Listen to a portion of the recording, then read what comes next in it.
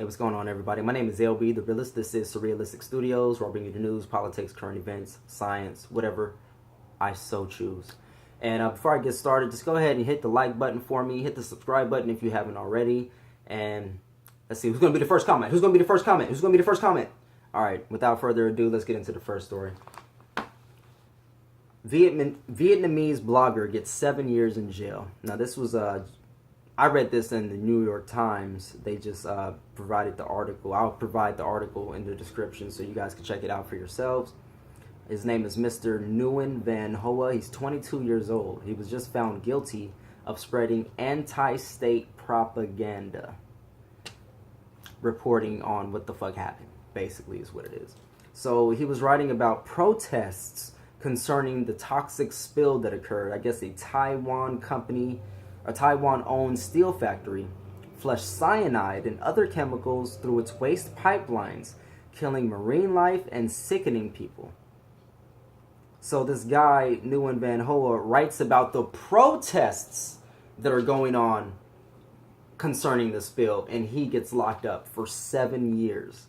7 years for speaking truth to power. That's scary. That's very scary and eye-opening at the same time. So this isn't the first time they've been locking up people speaking truth to power. Another blogger goes by the nickname Mother Mushroom was sentenced to 10 years in prison for blogging about the fish kills back in June. So this is just another case of governments cracking down on peaceful protesters and peaceful bloggers, people that just want to speak truth to power and get the story out. This is just a sad case of political imprisonment beyond no bounds. Like, this is horrible.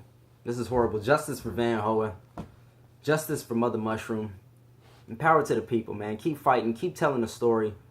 Because at the end of the day, they can't lock us all up. They can lock us up one by one, sure, but they can't lock us all up. And if we all stood with each other, and had each other's back, then they wouldn't be able to just pick us off like that so easily, all right? Look at the protest in, where were the protests at, I'll get back to you on those protests. There's been protests all around the world. People are not having it anymore.